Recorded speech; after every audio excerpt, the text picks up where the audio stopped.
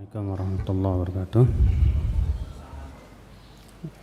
Innal hamdalillah nahmaduhu wa nasta'inuhu wa nastaghfiruh wa na'udzu billahi min shururi anfusina wa min sayyiati a'malina. Man yahdihillahu fala mudilla lahu wa man yudlil fala hadiya lahu. Wa asyhadu an la ilaha illallah wahdahu la syarika lah wa asyhadu anna Muhammadan 'abduhu wa rasuluhu amma ba'd. Kita lanjutkan poin yang ke-14. Wa mu'taridun utruk i'timada maqalihi yufariqu qawla tabi'ina wa man ghabar. Wa mu'taridun, dan orang yang menentang, maksudnya menentang apa? Menentang ya para sahabat, kesepakatan mereka. Artinya mereka yang tidak mau berpegang dengan kesepakatan para sahabat. Utruk i'timada qalihi, jangan dijadikan sandaran ucapannya itu. Artinya semua pendapat yang tidak sesuai dengan ijma' para sahabat, pendapat dan keyakinan para sahabat, maka jangan dijadikan sandaran, tinggalkan ya. Yufariqu qaulat tabi'in, karena itu tidak sesuai dengan keyakinan para tabi'in. Karena para tabi'in semuanya berkeyakinan wajibnya untuk rujuk kepada siapa? Para sahabat. Ini dia seorang tabi'in berkata ya, atau tabi'in yang bernama Al-Auza'i. Beliau berkata, "Alika bi athari man salaf wa in rafadhakan nas." Hendaklah kamu berpegang kepada orang-orang yang telah terdahulu. Orang terdahulu dari kalangan tabi'in ya pasti sahabat. Ya, walaupun orang-orang menolak kamu, walaupun orang-orang tidak menyukai kamu. Wa iyyaka wa ara'a rijal wa in zakhrafuhu laka bil qaul. Kata beliau, jauhi oleh kamu pendapat-pendapat manusia yang tidak sesuai dengan ya para sahabat itu. Walaupun mereka menghiasi ucapan-ucapan mereka dengan retorika yang manis, dengan analogi yang seakan-akan benar dan yang lainnya. Maka kata beliau, semua orang yang tidak sesuai dengan keyakinan para sahabat tinggalkan. Tinggalkan ucapannya itu. Ya, karena ini jelas tidak sesuai dengan perkataan para tabi'in, perkataan para tabi'ut tabi'in, bahkan imam yang 4 semua sepakat sebagaimana sudah kita sebutkan. Ya, baik Imam Syafi'i, Imam Malik, Imam Ahmad, Imam Abu Hanifah, semua sepakat untuk menjadikan para sahabat sebagai parameter di dalam memahami apa? Din, agama ini. Kita lanjutkan. Poin 15. Wa amthalu ahli ilmi fina tariqatan wa agzaruhum ilman muqimun alal athar. Yang ke-16, wa ajhalu man talqa minan nasi mu'jabun bi khatirihi yusghi ila kulli man hadar. Wa amthalu, dan sebaik-baiknya ahli ilmi, ulama, fina, menurut kami, ya, pada kami maksudnya, sebaik-baiknya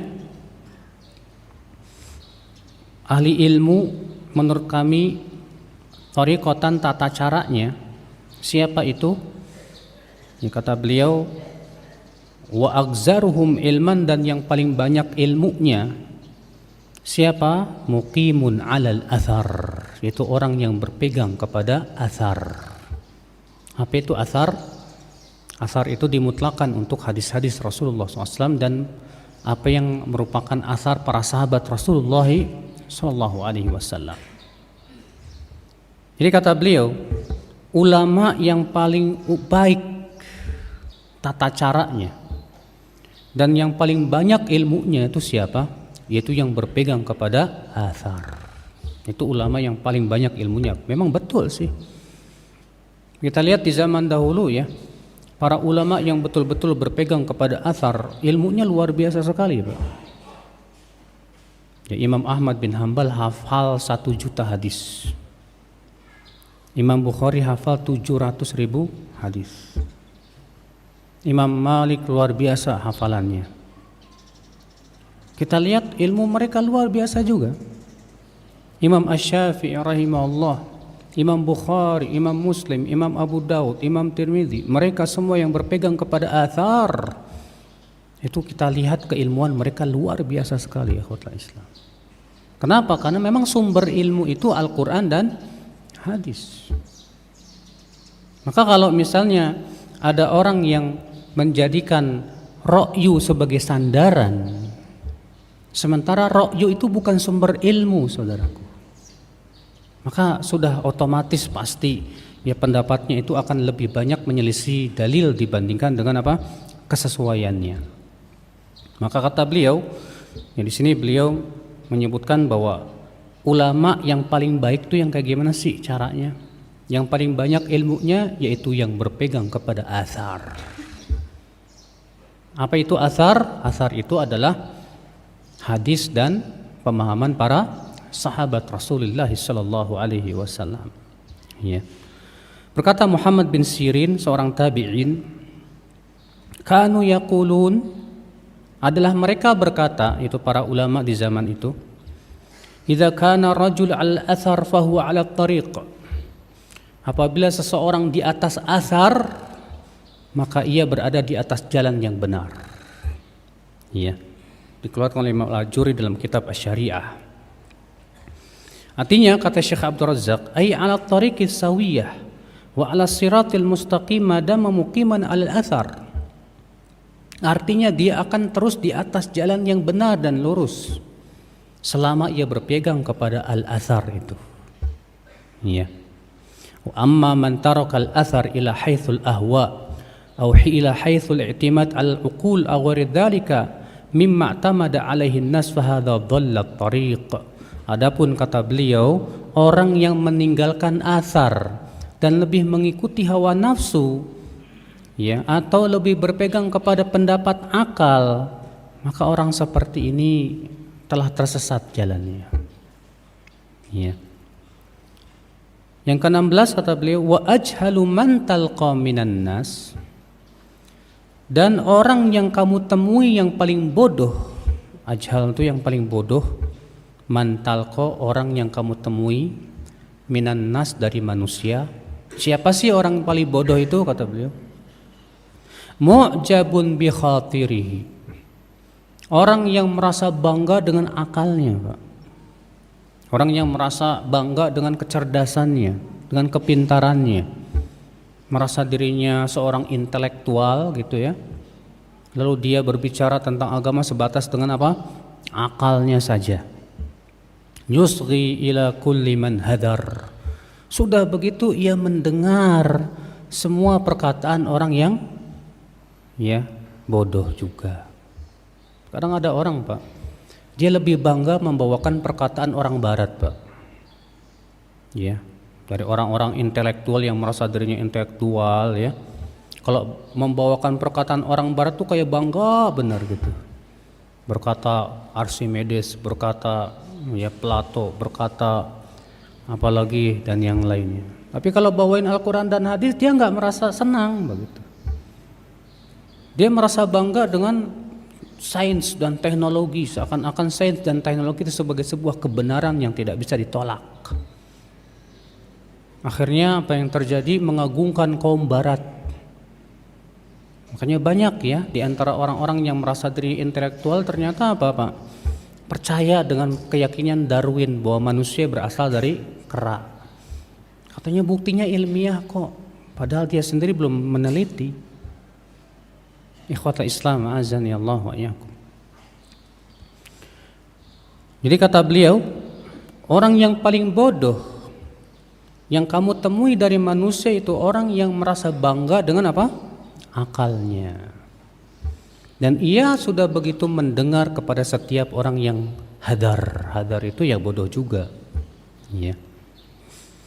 Kata Syekh Abdul Razzaq menjelaskan, wa hadzal amru yubtala bihi katsirun min ulama'il kalam. Dan ini terjadi pada para ulama ahli kalam. Ahli kalam itu apa sih? Ilmu kalam ini, Pak, muncul ketika muncul ilmu filsafat. Jadi ketika kitab-kitab filsafat itu diterjemahkan ke bahasa Arab oleh Khalifah Al-Ma'mun, sedangkan kitab filsafat ini mengandung apa, Pak? Pembicaraan tentang Allah sebatas dengan apa? Akal, yang disebut dengan ilmu mantik yang sangat menyesatkan. Nah, bangkitlah para ulama Mu'tazilah untuk membantah ilmu filsafat ini. Tapi membantahnya dengan akal juga. Muncullah yang disebut dengan ilmu kalam. Nah, ilmu kalam ini sebagai lawan daripada ilmu filsafat. Tapi masalahnya membantah akal dengan akal. Akhirnya apa? Banyak dari ulama ahli kalam ini jatuh kepada kesalahan yang fatal juga.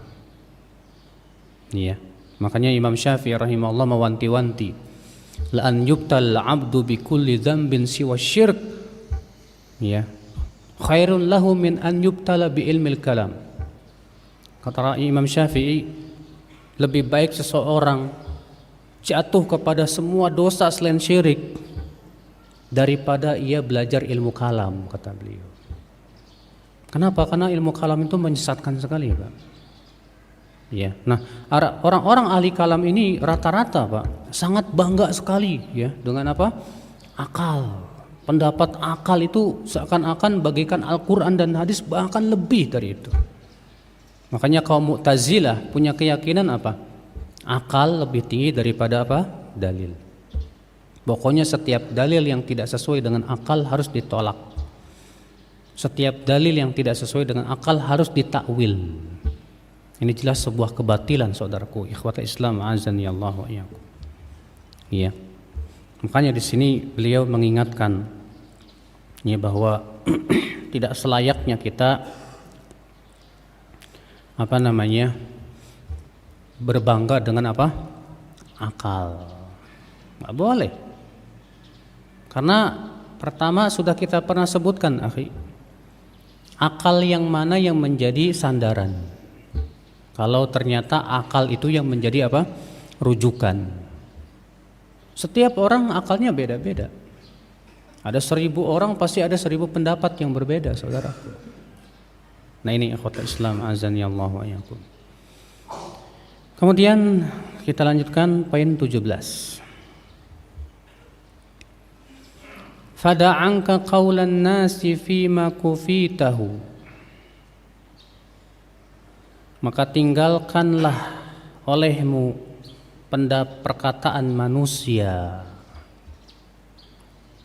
fima kufitahu, dalam perkara yang kamu sudah dicukupi dengan dalil. Ya, tinggalkan oleh kamu perkataan manusia dalam perkara yang sudah ada dalilnya jelas. Jangan diambil pendapat siapapun kalau tidak sesuai dengan apa? Dalil. Contoh misalnya, ada ya pendapat yang dinisbatkan kepada Ibnu Ashur yang mengatakan, katanya bahwa Ya'juj dan Ma'juj itu adalah Genghis Khan. Katanya Ya'juj dan Ma'juj itu siapa? Genghis Khan, tentara Tartar. Sehingga atas dasar pendapat ini ada orang mengatakan bahwa Ya'juj dan Ma'juj sudah keluar. Dan Genghis Khan itu kapan munculnya, Pak? Hah? Pada abad ke-5 Hijriah atau ke-6 Hijriah. Sementara dalil-dalil yang sangat banyak menunjukkan bahwa Ya'juj dan Ma'juj itu keluar setelah Nabi Isa turun.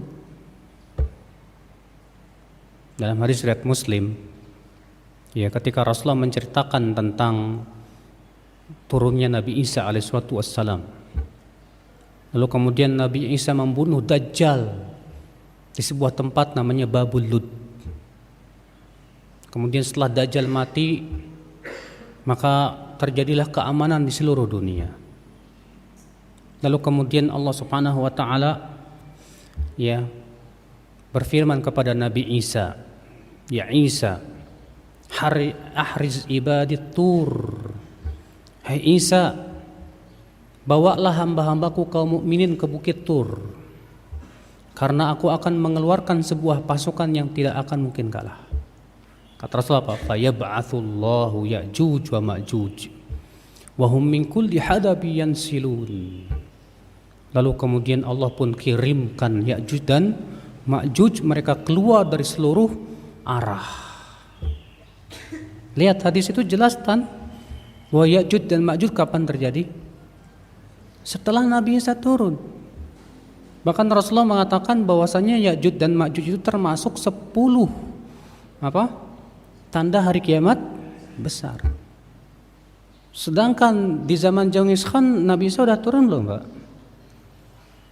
Ya, Nabi Isa yang mana yang turun? Belum turun, saudaraku. Ikhwatul Islam azani Allah wa iyyakum. Makanya ini pendapat batil. Ya.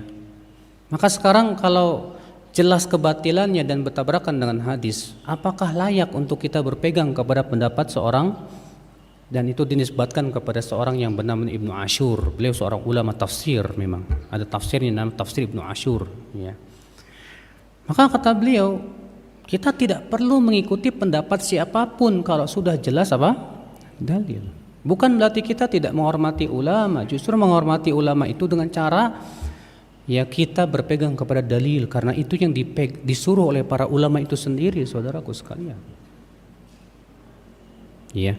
Yang salah itu kalau kita menjadikan pendapat ulama sebagai sandaran dalam beragama, salah. Kita jadikan ulama itu sebagai wasilah saja, saudaraku. Ulama itu wasilah untuk memahami Al-Quran dan hadis, bukan tujuan, bukan. Maka dari itu kita menilai pendapat ulama dengan Al-Quran dan hadis Nabi Sallallahu Alaihi Wasallam. Kalau pendapat ulama sesuai dengan Al-Quran dan hadis, ya kita ambil. Kalau ternyata pendapat ulama tersebut berseberangan dengan hadis, ya kita tinggalkan. Makanya Imam Syafi'i rahimahullah berkata apa? Idza wajadtum fi kitabi ma yukhalifu qaular rasul fal qaulu ma qalahu rasul fala tuqalliduni. Ya. Apabila kalian mendapatkan dalam buku saya ini pendapat saya yang bertabrakan dengan sabda Rasulullah SAW, yang kamu harus ambil adalah sabda Rasulullah SAW. Wadribu qaulil haid, kata beliau, dan lemparkan pendapatku itu ke tembok, kata beliau. Subhanallah, Imam Syafi'i rahimahullah. Makanya saudara-saudaraku sekalian, ya di sini beliau mengingatkan, kata beliau, fada'anka qaulan nasi fima kufitahu. Tinggalkan oleh kamu ucapan manusia dalam perkara yang kamu sudah dicukupi dengan dalil. Ya. Fama fi istima'i zayghi fi syai'in siwa dharar. Karena kata beliau, mendengarkan perkataan yang menyimpang tidak memberikan kecuali bahaya. Ya. Berbahaya, saudaraku, kalau telinga kita ini ya mendengar ke semua ucapan tuh bahaya, nggak boleh. Kita ini jangan sampai istilahnya apa sih? Pencari kayu bakar di malam hari, tahu nggak? Pencari kayu bakar di malam hari, apapun diambil juga, ular pun diambil juga, dia nggak tahu, gelap. Ya, kayu diambil, tahu-tahu dia ambil ular juga dan yang lainnya. Jangan. Dalam menuntut ilmu itu harus jelas kepada siapa kita menuntut ilmu, kepada orang yang ahlinya, lurus akidah dan manhajnya. Ya, bukan sembarangan, saudaraku sekalian, ya. Maka dari itu beliau mengingatkan di sini bahwa mendengarkan ya penyimpangan itu membahayakan diri kamu. Kenapa? Syubhat itu menyambar-nyambar, saudaraku. Apalagi kalau kita ilmunya lemah, sementara syubhatnya kuat gitu, Pak. Ada orang terkadang bawakan dalil Al-Quran hadis, hadisnya sahih, tapi pemahaman sendiri. Sementara kita kemampuan untuk memahami dalil pun juga sangat lemah sekali, Pak. Sementara kita untuk mengetahui tentang pemahaman para sahabat dan para ulama pun juga lemah.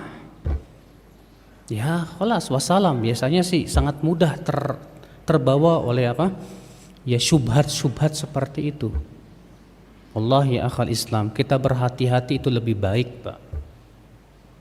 Iya, daripada perkataan orang yang mengatakan saya ngaji kemana aja, yang baik saya ambil, yang buruk saya buang. Seakan-akan dia sudah bisa memilah mana baik dan buruk. La haula wala quwata illa billah. Kata beliau yang ke-18, laqad awdahallahu al-karimu bilutfihi lanal amra fil qur'ani fanhab bima amar. Sungguh Allah telah menjelaskan, ya Allah yang maha mulia telah menjelaskan dengan kasih sayangnya, dengan kelembutannya segala urusan kepada kita dalam Al-Quran. Allah sudah menjelaskan semuanya dalam Al-Quran. Fanhab bima amar, maka segeralah kamu laksanakan perintah Allah Subhanahu wa taala tersebut. Iya, maksud beliau ingin mengatakan atau menjelaskan syair sebelumnya, bait sebelumnya yang nomor 17, karena kan di situ dikatakan tinggalkan oleh kamu perkataan manusia ya dalam perkara yang sudah dicukupi. Maksudnya dicukupi itu apa? Maka beliau ingin menjelaskan, artinya Allah dan Rasulnya sudah menjelaskan loh segala sesuatunya itu loh. Semua kebaikan sudah dijelaskan oleh Rasulullah, semua keburukan sudah dijelaskan oleh Rasulullah SAW. Maka kewajiban kita tinggal ikuti aja, selesai, nggak perlu kita bikin yang baru gitu. Makanya kata Ibnu Mas'ud radhiyallahu an, ittabi'u wa la tabtadi'u faqad kufitum. Ittiba saja kamu itu, ikut saja, dan jangan membuat-buat yang baru, bid'ah, karena kamu sudah dicukupi oleh siapa? Rasulullah dan para sahabatnya. Udah cukup ini agama. Tinggal kita kaji, pelajari, selesai. Adapun kita bikin inovasi sendiri sesuai dengan selera dan syahwat dan kepuasan diri kita, ini hanya akan merusak ya kesempurnaan Islam, saudara-saudaraku sekalian. Dan segera cukup sampai di sini. Subhanakallah bihamdik, asyhadu an la ilaha illa ant, astaghfiruka wa atubu ilaik. Assalamualaikum warahmatullahi wabarakatuh.